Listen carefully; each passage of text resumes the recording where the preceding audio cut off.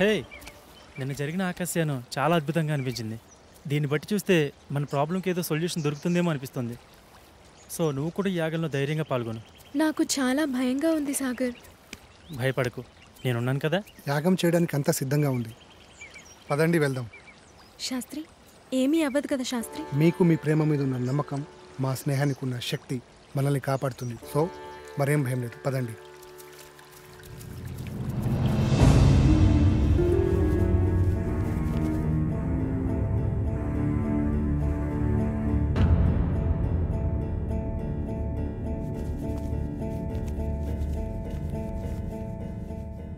ఈ దశ భూమికి ఆత్మని విలీనం చేసే దశ. ఈ దశలో భూమి తన సహనాన్ని కోల్పోతుందని రాసుంది. ముఖ్యంగా ఈ దశ నీతోనే కాబట్టి నీకే చెప్తున్నా.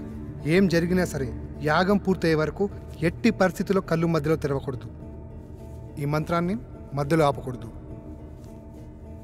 ఇదిగో ఈ మంత్రాన్ని చదవండి. ఒకవేళ ఆపితే ఏమవుతుంది? నీతో సహా అందరూ పిచ్చోళ్ళైపోతారు. మొదలు పెట్టండి.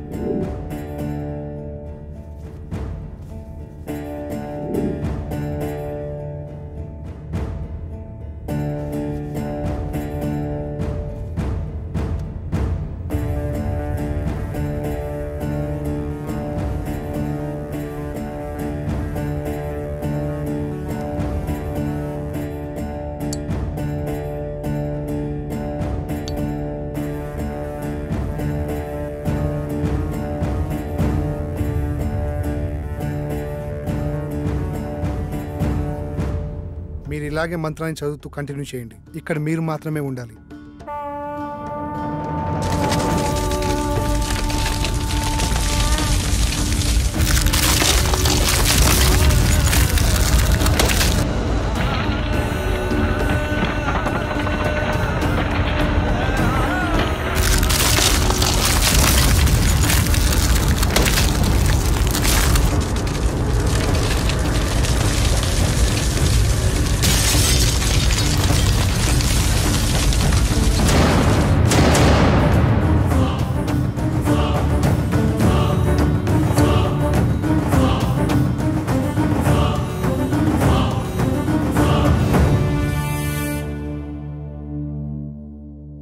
దశ విజయవంతంగా ముగించారు. కానీ ఇంత ప్రణయాన్ని నేను ఎక్స్పెక్ట్ చేయలేదు. దూరం నుంచి చూస్తున్న నాకే ఒళ్ళు జలధరించింది. ఎస్, ప్రళయమే. భూమి ఒళ్ళు విరుచుకొని ఆకలి ఆకలి అంటూ మిమ్మల్ని మింగేయనీకి వచ్చింది. ఎవడరా నువ్వు? సమయానికి నేను రాకపోతే మీ పరిస్థితి ఏమయ్యేది? నువ్వు మమ్మల్ని కాపాడావా? సిలిండర్ మీద బస్ తక్కువ తెసినట్టు విచిత్రంగా ఉన్నావు. నేను ఒక అద్భుతాన్ని, ఎవరు ఊహకు అందని అద్వితీయ జగత్తులో తారా జువ్వని. ఏదో ఒక డాష్ గాడివి, నీకు అంత సీన్ లేదు. బయటికెళ్ళు. నేను ఇక్కడికి వచ్చింది వెళ్ళడానికి కాదు, మీతో పాటుండి ఈ పనులను చక్కదిద్దనీకి. నాకు తెలుసు మీకు నాతో చాలా అవసరం ఉందని. అదే ప్యాకెట్ నువ్వు సంధి, నేను ఇది సమరం. బాబా కౌంటింగ్ స్టార్ట్స్ నౌ. 1 2 3 ప్యాకెట్ తీసేదానికంటే తీసేస్తే 7 8 9. ఆగండి, వాడిని మనతోటే ఉండనివ్వండి. వీళ్ళు వాస్తు ప్రాబ్లం చాలా ఉందిరా. వీడు మనతోనా? ఇంత ప్రళయాన్ని చూసిన తర్వాత కూడా వాడు మనతోటే ఉంటానంటున్నాడంటే ఉండని. అతిగా ఫ్రెండ్స్ మాట అయిన మొగాడు, అప్పుడప్పుడు పేరెంట్స్ మాట అయిన ఆడది బాగుపడ్డాడు చరిత్రలోనే లేదురా. నువ్వు తెలివైనోడివి. నా రూమ్ ఎక్కడా?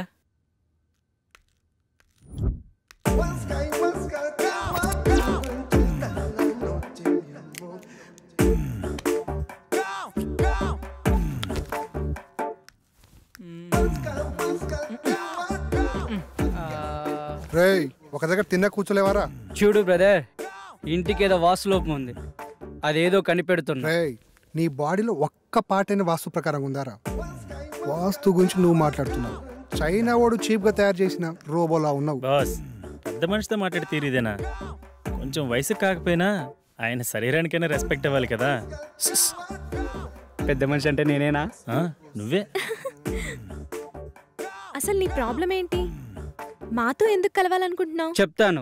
అదొక పెద్ద కథ, మధ్యలో ఎవరూ మాట్లాడొద్దు. అర్థం కాకపోతే మళ్ళీ అడగండి, మళ్ళీ చెప్తా. ఇంగ పారే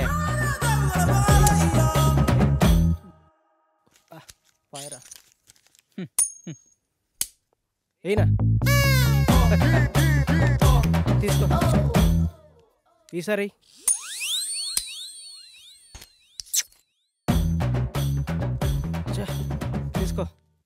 ఈ ఆట దాంట్లో నా భూతో నా భవిష్యత్తు అన్నా నువ్వా? అంటే ఏంట్రా?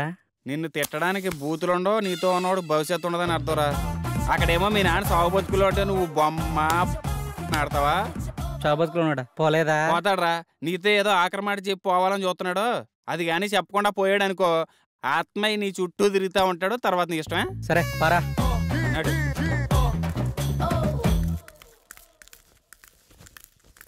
ఏంటి ఏదో మాట్లాడన్నావట? అవునరా, చాలా కాలం నుంచి నీకు చెప్పాలనుకున్నాను. నువ్వెప్పుడు నీ వ్యసనాలు ఎదుర్కొని బాగుపడతావు అప్పుడు చెప్పాలనుకున్నాను. కానీ నువ్వు మారేలా లేవు. నేను ఎక్కువ సమయం బతికేలా లేను. అందుకే వజ్రాలు దాచిన చోటు గురించి నీకు చెప్పాలనుకున్నాను. దగ్గరకు రారా. నేను నవాబు గారి ఆస్థానంలో పనిచేసేటప్పుడు. ఒక్క నిమిషం నాన్న, ఇక్కడ వేసింది చాలు, బయటికి వెళ్ళేడవండి. మా నాన్నతో నేను పర్సనల్గా మాట్లాడుకోవాలి. వెళ్ళండి, అందరు వెళ్ళండి. వెళ్ళండి వెళ్ళండి, మా మూలం కూర్చొని ఆడండి.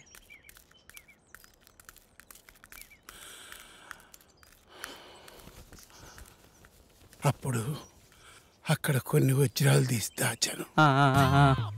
అవి అవి చెప్పు నానా. నానా నానా నానా నానా లేనా నానా లేనా నానా లేనా నానా లేనా? ఏమన్నా చెప్పాడా? ఎలా చెప్తాడనుకుంటున్నావా? ఆ చింతరి దగ్గరికి వెళ్ళి ఇలా ఆడితే చెప్తాడనుకుంటున్నావా? ఒక పని చేద్దాం, మా గురువు గారికి మీ నాన్న గురించి చెప్దాం. ఆయన ఏం చేయాలో చెప్తాడులే. చెప్తాడంటావా? నాది బాధ్యత.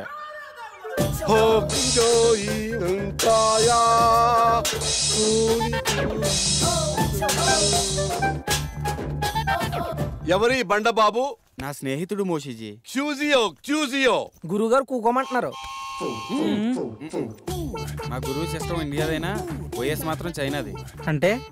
అంటే గురుగారు ఇండియాలో పుట్టిన మంత్రాలు మాత్రం సైనాలో నేర్చుకున్నానని చెప్తున్నారు. గాజు మోషుజీ, ఇతనికి ఏం కావాలి? వీడికో ప్రాబ్లం వచ్చింది మోషిజీ. వీడే చూడటానికి ప్రాబ్లం లా ఉన్నాడు. వీడికి ప్రాబ్లం ఏంటమ్మా? చెప్తాను మోచూజీ. మా బాబు నవాబుల దగ్గర పనిచేసేవాడు.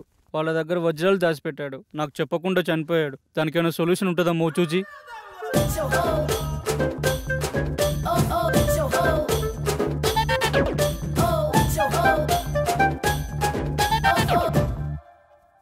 అందరికి శని అనేది వచ్చి వెళ్తూ ఉంటుంది.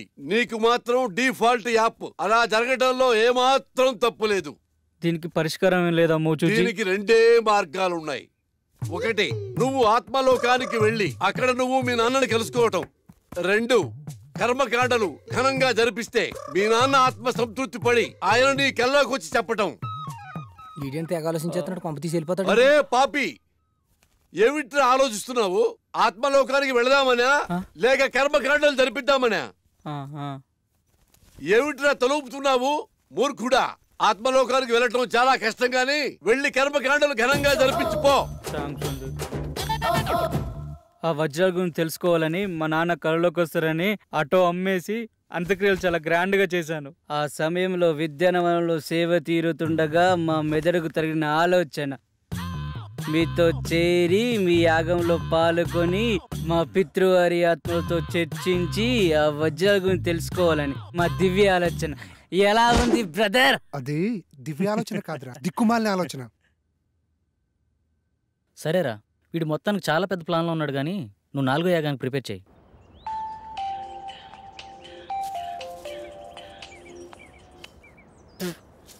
చెప్పరా పాపారావు. అరే, మీ నాన్న దయ్యాన్ని వదిలిపించే ముందు ఏదో మంత్రం చెప్తారు కదరా, ఒకసారి చెప్పరా.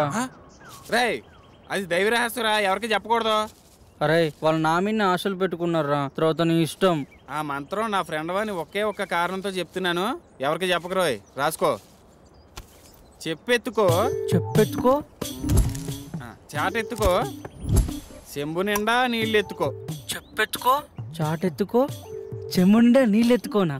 ఇంతేనా? బాయ్ బాయ్, మళ్ళీ చేస్తా. మంత్రం కావాలంటే మంత్రం ఇటు బొక్కనే.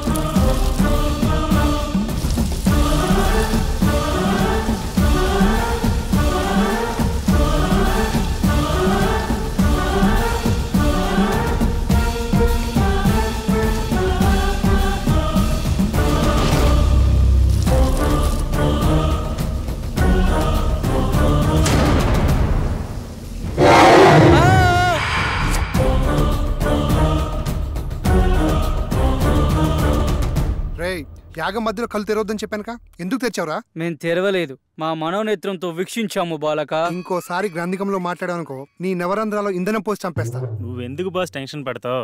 సూర్యుడి మీద టార్చ్ చేస్తే ఏమైనా లాభం ఉందా? అలాగే మన పాపరం తిట్టుకుంటే ఏం లాభం లేదు. సూర్యుడు అంటే ఎవరు? నువ్వేరా. థ్యాంక్స్ భయ్యా. నీకు ఇంకా మ్యాటర్ అర్థం కాలేదైతే. ఏదో ఒకటి, దశ పూర్తయింది కదా, ఇప్పుడు 5వ మనిషి కావాలి. దాని గురించి ఆలోచించండి. ఆలోచన ఎందుకు, మన శాస్త్రిని కూర్చోబెడదాం. నేను కూర్చుంటే ఇవన్నీ ఎవరు చేస్తారు? తిండి లేకుండానే యాగం చేస్తావా? అరే అమర్, వీడియో కాల్ రా. నేను మీలాగే ప్రాబ్లమ్ ని ఫేస్ చేస్తున్నాను. ప్లీజ్ నాకు హెల్ప్ చేయండి. Please please. ఏ ఫోన్ ఇవ్వు. నమ్మకండి. ఈ అమ్మాయి పిచ్చిది.